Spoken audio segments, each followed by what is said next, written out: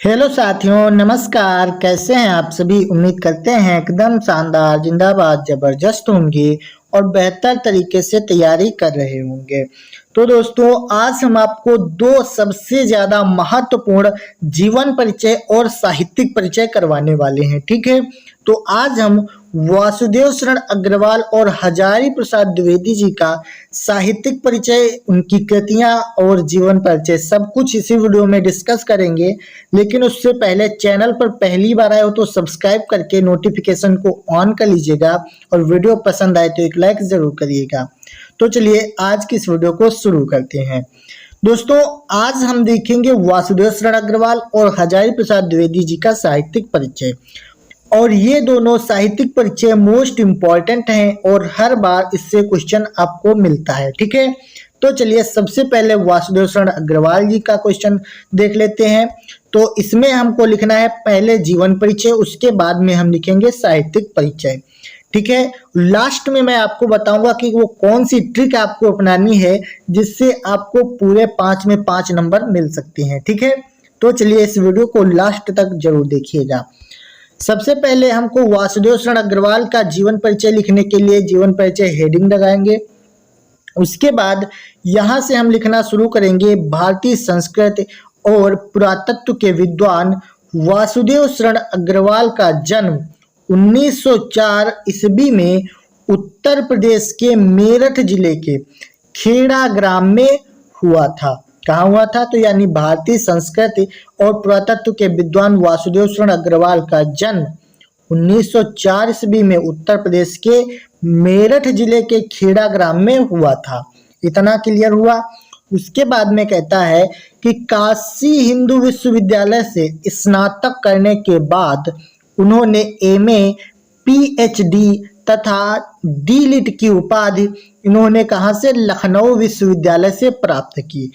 कहने का तात्पर्य है कि वासुदेव शरण अग्रवाल का जन्म 1904 ईस्वी में मेरठ जिले के खेड़ा ग्राम में हुआ था। इन्होंने काशी हिंदू विश्वविद्यालय से स्नातक प्राप्त करने के बाद एमए, पीएचडी तथा डीलिट की उपाधि उन्होंने लखनऊ विश्वविद्यालय से प्राप्त की। ठीक है, क्लियर हुआ। उसके बाद में कहता है उन्होंने पाली, संस्कृत, अंग्रेजी आदि भाषाओं एवं उनके साहित्य का गहन अध्ययन किया। किसका? तो पाली, संस्कृत और अंग्रेजी आदि भाषाओं एवं उनके साहित्य का गहन अध्ययन किया। और वासुदेव शरण अग्रवाल दिल्ली के राष्ट्रीय संग्रहालय के भी अध्यक्ष रहे। ठीक है, तो ये है इनका जीवन परिचय। शॉर्ट में हमने जीवन परिचय बता दिया। अब हमको बताना है साहित्यिक परिचय, क्योंकि एग्जाम में आपको साहित्यिक परिचय ही पूछता है। ठीक है, तो लेकिन आपको क्या करना है? जीवन परिचय शॉर्ट में बताना है, जिस तरह मैंने थोड़ा सा बता दिया। ठीक है, यानी कि इनका नाम क्या है, जन्म कहाँ हुआ, किस गांव में हुआ, इन्होंने कौन कौन सी शिक्षाएं प्राप्त की, बस इतना ही। ठीक है, तो ये हमने बता दिया है। उसके बाद में कहता है हिंदी की इस महान विभूति का वर्ष 1967 में स्वर्गवास हो गया। कब हुआ? स्वर्गवास का मतलब निधन, वर्ष 1967 में। तो ये दो बातें याद रखना है, जन्म कब हुआ? 1904 में, और मृत्यु कब हुई? तो 1967 में। कहाँ पे इनका जन्म हुआ? खेड़ा ग्राम में हुआ। इन्होंने कौन कौन सी शिक्षाएं प्राप्त की? एमए, पीएचडी तथा डीलिट, इस प्रकार से। ठीक है, तो मेन चीजें आपको इसमें याद करनी है। तो जीवन परिचय हो गया। फिर हम बात करेंगे साहित्यिक परिचय की। ठीक है, जब जीवन परिचय लिख दोगे उसके बाद साहित्यिक परिचय लिखना है। तो इसमें हम क्या लिखते हैं?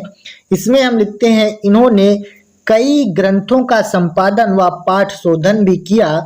जायसी के पद्मावत की संजीवनी व्याख्या और बाणभट्ट के हर्षचरित का सांस्कृतिक अध्ययन प्रस्तुत करके इन्होंने हिंदी साहित्य को गौरवान्वित किया है। क्या किया है? गौरवान्वित किया। ठीक है, तो समझ चुके हैं आप लोग।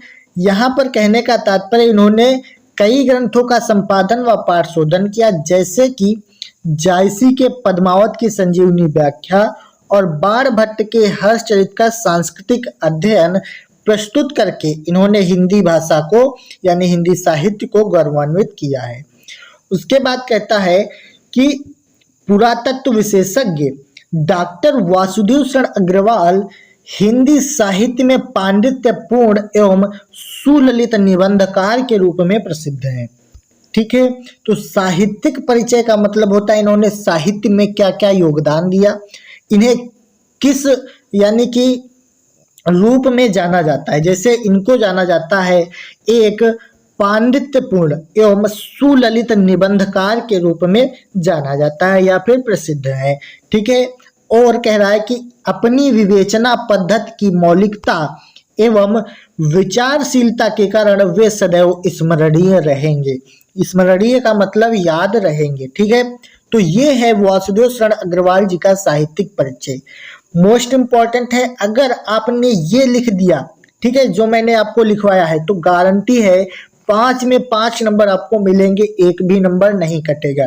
ठीक है, सबसे सटीक जीवन परिचय यही आपका होने वाला है। ठीक है, उसके बाद में की आती हैं कृतियां। ठीक है, कृतियां का मतलब होता है प्रमुख रचनाएं। जब तक आप प्रमुख रचनाएं नहीं लिखोगे फुल नंबर नहीं मिलेंगे। ठीक है, 3 नंबर मिलते हैं आपको साहित्यिक परिचय के और 2 नंबर मिलते हैं आपको कृतियों के, यानी कि उनकी रचनाओं की। तो यहाँ पर इनकी रचनाएं कौन कौन सी हैं? पहली है निबंध।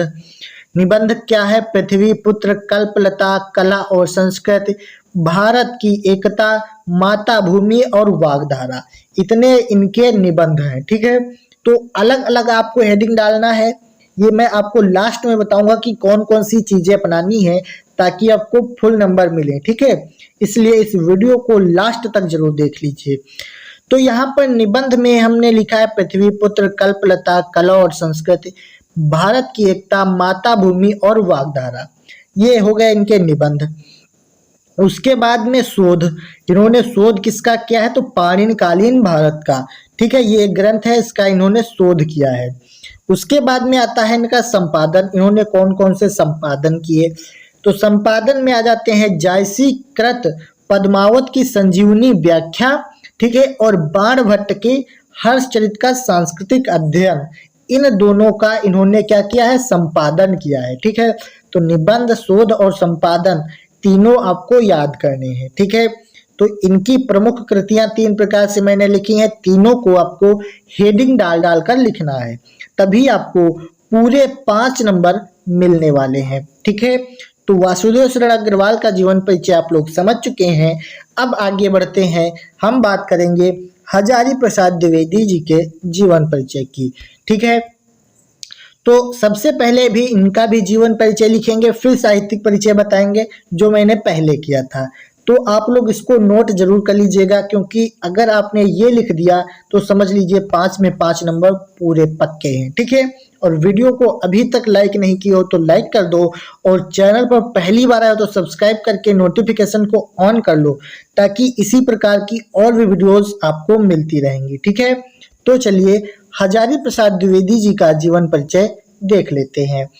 तो सबसे पहले जीवन परिचय हेडिंग डालेंगे, फिर हमको लिखना है हिंदी के श्रेष्ठ निबंधकार, उपन्यासकार, आलोचक एवं भारतीय संस्कृत के युगीन व्याख्याता आचार्य हजारी प्रसाद द्विवेदी का जन्म वर्ष 1907 में बलिया जिले के दूबे का छपरा नामक ग्राम में हुआ था। कहाँ हुआ था? तो सबसे पहले आप ये समझिए कि मैंने क्या लिखा, हिंदी के श्रेष्ठ निबंधकार, उपन्यासकार, आलोचक एवं भारतीय संस्कृत के युगीन व्याख्याता, इतना मैंने लिखा। ठीक है, फिर लिखा है आचार्य हजारी प्रसाद द्विवेदी का जन्म वर्ष 1907 में बलिया जिले के दूबे का छपरा नामक ग्राम में हुआ था। बस इतनी चीजें आपको याद रखनी है। फिर लिखना है संस्कृत एवं ज्योतिष का ज्ञान इन्हें उत्तराधिकार में अपने पिता पंडित अनमोल दुबे से प्राप्त हुआ। मतलब इनके पिता का नाम क्या था? तो पंडित अनमोल दुबे था। ठीक है, और वर्ष 1980 में काशी हिंदू विश्वविद्यालय से ज्योतिषाचार्य की उपाधि प्राप्त करने के बाद वर्ष 1940 से 1950 तक ये ज्योतिषाचार्य शांति निकेतन में हिंदी भवन के निदेशक के रूप में रहे। क्या कह रहा है? यहाँ पर कह रहा है कि वर्ष 1980 में काशी हिंदू विश्वविद्यालय से ज्योतिषाचार्य की उपाधि प्राप्त की, और उसके बाद 1940 से 50 तक ज्योतिषाचार्य शांति निकेतन में हिंदी भवन के निर्देशक के रूप में रहे। तो ये हो गई इनकी जीवन शैली यानी जीवन का परिचय, इन्होंने अपने जीवन में क्या क्या किया। ठीक है, उसके बाद में बात करते हैं इनके साहित्यिक परिचय की। इनका सबसे ज्यादा मोस्ट इम्पॉर्टेंट है साहित्यिक परिचय, इसको ध्यान से समझ लीजिए। इसमें हमको लिखना है कि आधुनिक युग के गद्यकारों में आचार्य हजारी प्रसाद द्विवेदी का महत्वपूर्ण स्थान है।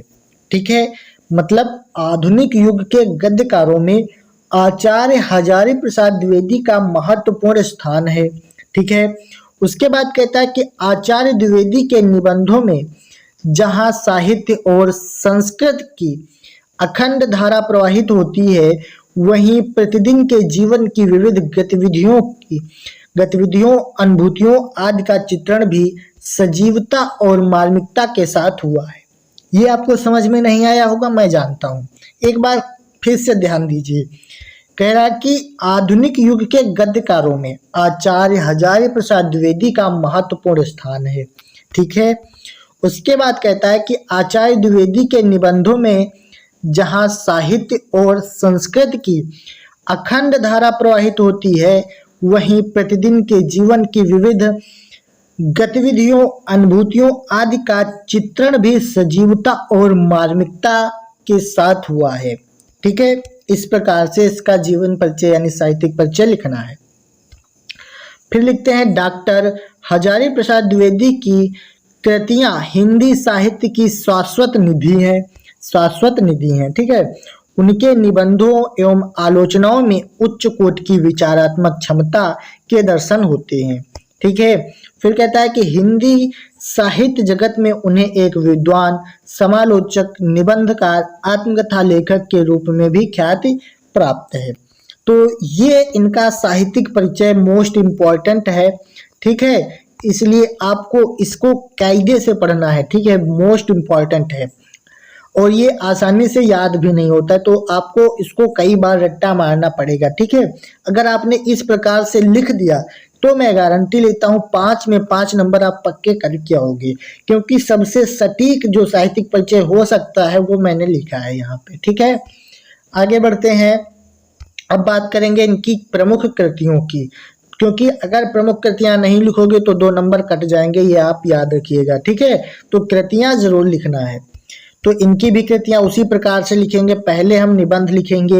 निबंध कौन से हैं? अशोक के फूल, कुटज, विचार प्रवाह और कल्पलता। अगर ये आपने याद कर लिए तो यहाँ से एक फायदा और है, आपको जो बहुविकल्पी मिलेंगे, जैसे मिलेगा कि अशोक के फूल किसकी रचना है या किस विधा की रचना है, तो आप याद कर लोगे कि ये हजारी प्रसाद द्विवेदी की निबंध विधा की रचना है ना। तो इसी प्रकार से आपको याद करना है।